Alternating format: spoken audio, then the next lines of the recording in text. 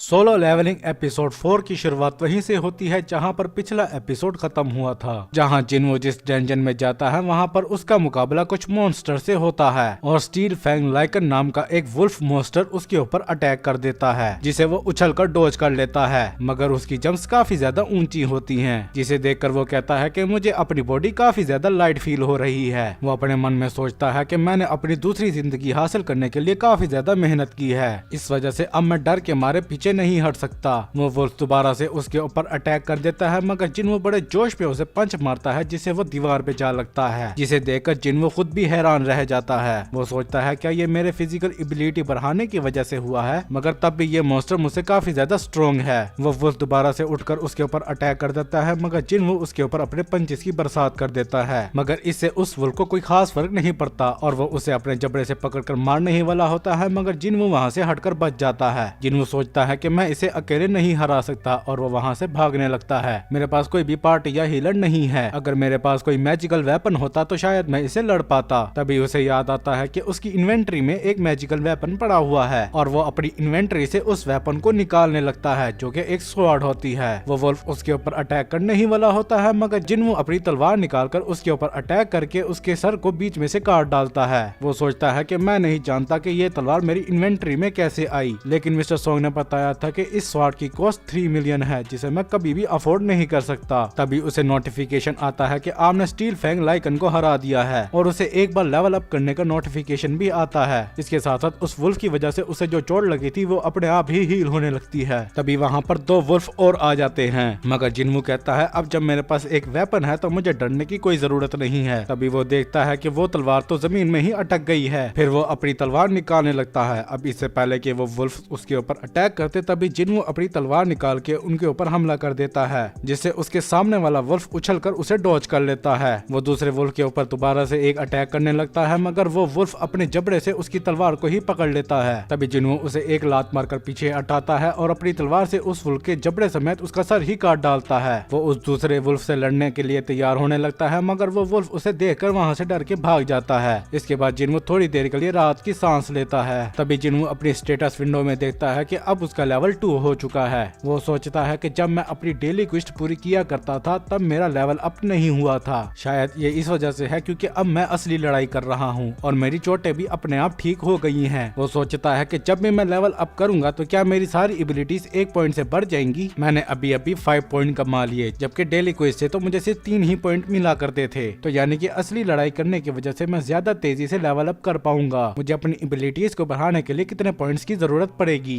यहाँ तक कि इससे मेरी इंटेलिजेंस और परसेप्शन भी बढ़ेगी। मैं अपनी स्ट्रेंथ को काफी अच्छे से समझ पा रहा हूँ। सिर्फ 32 पॉइंट्स की वजह से मुझे मेरी बॉडी काफी ज्यादा लाइट महसूस हो रही है। मैं सिर्फ इस चीज का अंदाजा ही लगा रहा हूँ, लेकिन जितनी ज्यादा मेरी बेसिक एबिलिटी ज्यादा होंगी उतने ही मुझे पॉइंट्स मिलेंगे। तो यानी कि मैं सचमुच स्ट्रॉन्ग बन रहा हूँ। तभी वो उस वुल्फ के पास जाकर चेक करने लगता है कि क्या उसके अंदर कोई मैजिक स्टोन है। तभी उसकी स्क्रीन पर एक नोटिफिकेशन आती है कि आपको लाइकन फेंग नाम की एक एटम मिली है, जिसे आप बेच भी सकते हैं। वो उस सिस्टम के अंदर से उस एटम को निकाल कर देखने लगता है और साथ में सोच रहा होता है कि मेरे साथ पिछले कुछ दिनों में काफी ज्यादा अजीब चीजें हो रही हैं। अगर मैं इस सिस्टम को गेम की तरह कंट्रोल करूं तो क्या ये डंजन और मॉन्स्टर हकीकत से अलग होंगे। तभी उसकी स्क्रीन पर शॉप नाम का एक ऑप्शन आता है, जिस पर आप कोई भी चीज सेल या परचेज कर सकते हैं, मगर साथ में वहाँ पर यह भी लिखा होता है कि अभी आपका लेवल इतना हाई नहीं है कि आप यहाँ से कोई चीज खरीद सके। मगर वो वहाँ पर लाइकन फेंग को बेच पाता है, जिसे कि उसे 20 गोल्ड कॉइन मिलते हैं। वो सोचता है कि ये एक ई रैंक की डंजन है, तो मुझे नहीं लगता कि ये कोई हाई प्राइस होगी। फिर वो अपनी तलवार को उठाते हुए कहता है कि मैंने फैसला कर लिया है, मैं यहाँ से बॉस को हराए बगैर नहीं जाऊंगा। देखकर ऐसा लगता है कि अगर मुझे टेलीपोर्टेशन स्टोन मिल गया तो मैं यहाँ से जा सकता हूँ, लेकिन मैं नहीं जानता कि मुझे वो कहाँ पर मिलेगा।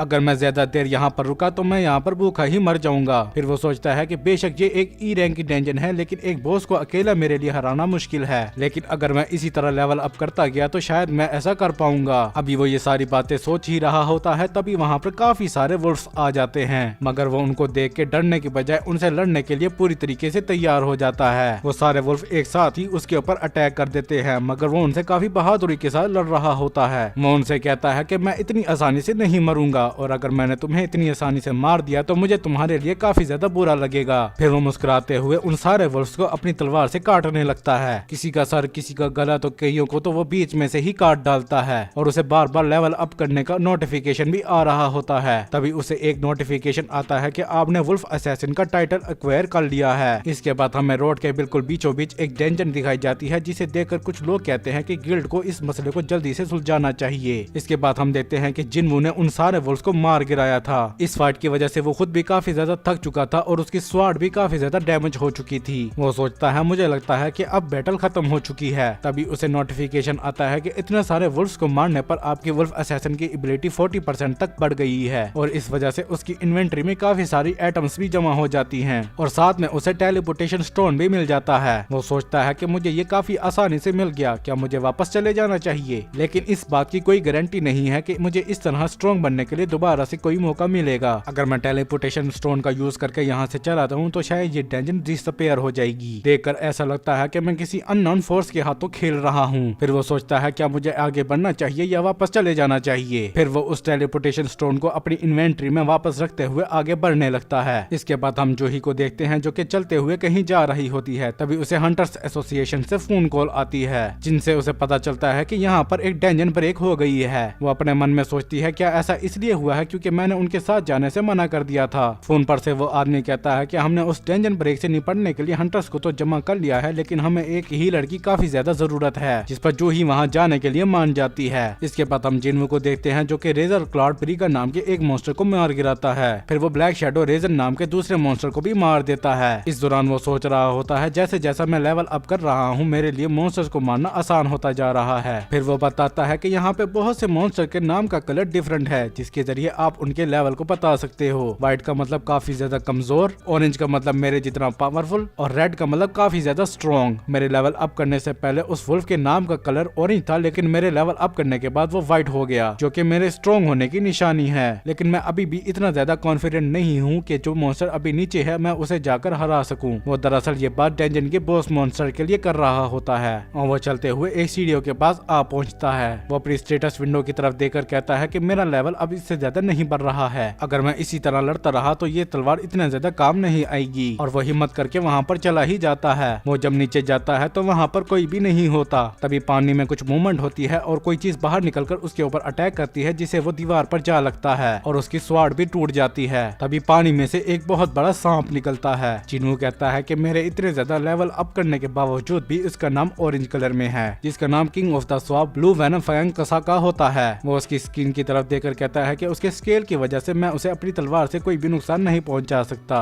और अगर मैं खाली हाथों से लड़ा तो ये मौत को दावत देने के बराबर होगा। मगर तब भी वो अपनी टूटी तलवार उठाकर उससे लड़ने के लिए तैयार हो जाता है। तभी वो सांप उसके ऊपर अटैक कर देता है, जिसे जिनवू वहाँ से हटकर बच जाता है और अपनी तलवार से उसे काटने की कोशिश करता है, मगर इससे उसको कोई भी फर्क नहीं पड़ता। वो सांप अपनी गर्दन घुमाकर दोबारा से उसके ऊपर अटैक कर देता है, जिसे जिनवू वहाँ से भागकर दोबारा से डोज कर लेता है। मगर तभी वो सांप उसे अपनी दुम से मारता है, जिसकी वजह से वो लुढ़कते हुए पानी में जा गिरता है। तभी वो सांप पानी के अंदर आकर उस पर अटैक करने लगता है, जिसे वो वहाँ से हटकर बचने की कोशिश करता है, मगर वो सांप उसे मारकर बाहर गिरा देता है। वो सांप दोबारा से जिनवू के ऊपर अपनी दुम से अटैक कर उसे काफी दूर फेंक देता है और वो उसके ऊपर एक ट्रेन भी फेंक देता है, जिसे वो वहाँ से भागकर बचने की कोशिश करता है, मगर तब भी वो उसके नीचे आ ही जाता है। लेकिन तब भी वो कैसे न कैसे करके बच ही गया था और वो दोबारा से अपनी तलवार उठाकर उससे लड़ने के लिए तैयार हो जाता है। इस दौरान वो सोच रहा होता है कि इतना काफी नहीं है और वो चिल्लाते हुए कहता है कि मुझे इस बेकार जिंदगी को छोड़ने के लिए आखिर कितना ज्यादा स्ट्रॉन्ग होना पड़ेगा। और वो सांप भी उसकी तरफ देखकर काफी जोर से दहाड़ता है। तभी जिनवू अपने पास्ट की एक बात याद करता है, जहाँ पर मिस्टर सोंग उसे बता रहे होते हैं कि लोग तुम्हें दुनिया का सबसे वीकेस्ट हंटर बुलाते हैं, लेकिन तुम्हें उनकी बात की फिक्र करने की कोई जरूरत नहीं है और तुम्हें मेहनत करते रहना चाहिए ताकि तुम स्ट्रॉन्ग बन सको।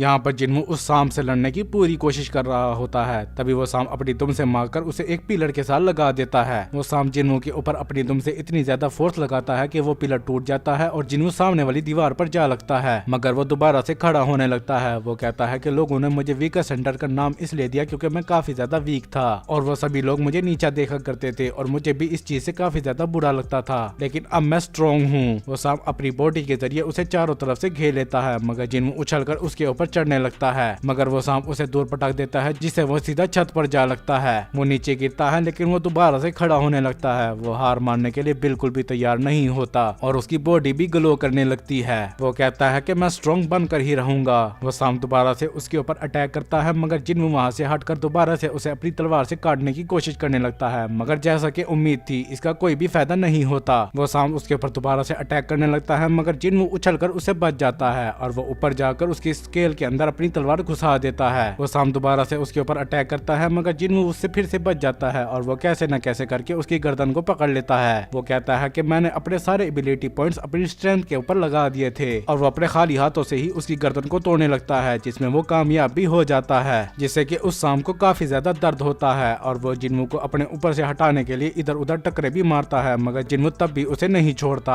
उस साम के इतनी ज्यादा टकरे मारने की वजह से जिनवू को काफी ज्यादा चोट भी लग जाती है, मगर वो तब भी उसे नहीं छोड़ता, मानो जैसे उसके सर पर तो खून ही सवार हो, और वो उस साम की गर्दन को मजीद दबाने लगता है, जिससे कि उस साम की गर्दन के अंदर से काफी ज्यादा खून निकलने लगता है और वो काफी ज्यादा तड़पता भी है। जिनवू चिल्लाते हुए कहता है कि मैं तुम्हें मार डालूंगा, और वो उस साम की गर्दन को इतनी जोर से दबाता है कि आखिरकार वो मर ही जाता है, यानी कि आखिरकार वो उस साम को मारने में कामयाब हो ही गया था। तभी उसे स्क्रीन पर 2 दफा लेवल अप करने का नोटिफिकेशन आता है, जिसे देखकर जिनवू काफी ज्यादा मुस्कुराने लगता है। वो कहता है कि देखकर लगता है कि अब मैं स्ट्रॉन्ग हो गया हूँ। तभी उसे नोटिफिकेशन आता है कि आपने king of the swamp blue venom fang Kasaka को हरा दिया है, जिसकी वजह से उसके हाथ काफी बढ़िया डैगर लगता है, जिसकी प्रॉपर्टीज में लिखा होता है कि ये एक सी क्लास का डैगर है, जिसका अटैक 25% है और वो ओपोनेंट को एक सेट टाइम तक पैरालाइज कर सकता है, और इसे इस्तेमाल करने के लिए हर सेकंड आपकी 1% HP लगेगी। जिनवू ये देखकर सोचता है कि ये मिस्टर सोंग की तलवार से डबल पावरफुल है, और उसे कसाका वेनम ग्लैंड नाम का A रैंक पोशन भी मिला होता है, जिसके इस्तेमाल की वजह से आपका फिजिकल डैमेज 20% बढ़ जाएगा, जबकि मस्कुलर डैमेज 35% तक कम हो जाएगा। जिनवू सोचता है कि इस चीज को इस्तेमाल करना काफी ज्यादा खतरनाक है, अभी के लिए मैं इसे अपने पास ही रख लेता हूँ। तभी उसे नोटिफिकेशन आती है कि डेंजन की बॉस को हराया जा चुका है, अब ये जगह अपनी ओरिजिनल स्टेट में तब्दील हो जाएगी। इसके बाद वो डेंजन वहाँ से डिसअपीयर हो जाती है और जिनवू उसी स्टेशन के ऊपर खड़ा था जहाँ पर वो आया था। जिनवू जब उस स्टेशन से बाहर आता है तो देखता है कि वहाँ पर तो कोई भी मौजूद नहीं है। तभी एक आर्मी सोल्जर उसके पास आकर कहता है कि तुम्हें इस तरह सारे आम नहीं घूमना चाहिए, क्या तुमने अनाउंसमेंट नहीं सुनी? तभी वो सोल्जर जिनवू के हाथ में मिस्टर सोंग की टूटी हुई तलवार देखकर पूछता है, क्या तुम एक हंटर हो? जिनवू हाँ में जवाब देता है। फिर वो सोल्जर उसे काफी रिस्पेक्टफुली बात करने लगता है और वो उसे कहता है कि आप मेरे साथ आए, और जिनवू भी उसके साथ जाने लगता है। तभी वो रास्ते में होने वाली तबाही और मरे हुए मोस्टर को देख के समझ जाता है कि यहाँ पर एक डेंजन ब्रेक हुई है। वो सोल्जर बताता है कि हमने सारे छोटे मोस्टर को मार दिया है, बस एक जायंट बीस्ट रह गया है जिसे दूसरे हंटर संभाल रहे हैं। जिनवू भी अपनी परसेप्शन से उस मोस्टर को काफी दूर से सेंस कर लेता है। इसके बाद हम उसी जायंट मोस्टर को देखते हैं जिसे दूसरे हंटर लड़ रहे होते हैं। वहाँ पे दूसरे सिविलियंस भी मौजूद थे जो कि उसकी फोटोज ले रहे होते हैं, मगर आर्मी वाले उन्हें पीछे रहने का कहते हैं, मगर वो मोस्टर उन हंटर्स के ऊपर काफी ज्यादा भारी पड़ रहा होता है। जिनवू भी उस सोल्जर के साथ पीछे रहकर इस सब चीजों को देख रहा होता है। जिनवू अपने मन में सोचता है कि ये एक टेम्पररी टीम है, इस वजह से ये एक दूसरे के साथ सही तरीके से लड़ नहीं पा रहे हैं। वो कहता है कि उनमें 8 E रैंक के और एक D रैंक का हंटर मौजूद है, जिनमें उनका टैंकर D रैंक का है, और वहाँ पर एक D रैंक की हीलर और एक B रैंक की हीलर भी मौजूद है। तभी वो देखता है कि वो B रैंक की हीलर और कोई नहीं बल्कि जूही ही होती है। तभी वहाँ पर मौजूद एक हंटर जूही से कहती है कि तुम अपनी हीलिंग का इस्तेमाल करो, जिसे सुनकर जूही फौरन से अपनी हीलिंग स्पेल का यूज करने लगती है, मगर तभी उसे वही जायंट स्टैचू वाला सीन याद आ जाता है, जिसकी वजह से डर के मारे वो उस स्पेल को कास्ट नहीं कर पाती। जिनवू ये देखकर सोचता है कि एक हफ्ता गुजर जाने के बावजूद भी वो उस ट्रॉमा से बाहर नहीं निकल पाई है। फिर वो अपने कदमों को पीछे हटाने लगता है। वो कहता है कि ये बस एक D रैंक का मोस्टर है। जिनवू सोचता है कि मैं उस मोस्टर का डिफेंस तोड़ दूं तो वो हंटर उसे आसानी से मार पाएंगे। फिर वो उसी टूटी हुई तलवार को डैगर की तरह पकड़ता है और उस मोस्टर की तरफ काफी तेजी के साथ फेंक देता है, जिससे कि उस मोस्टर का डिफेंस टूट जाता है और वो हंटर उसे काफी आसानी से मार गिराते हैं। वो सारे हंटर कहते हैं कि आखिरकार हमने इसको हरा ही दिया,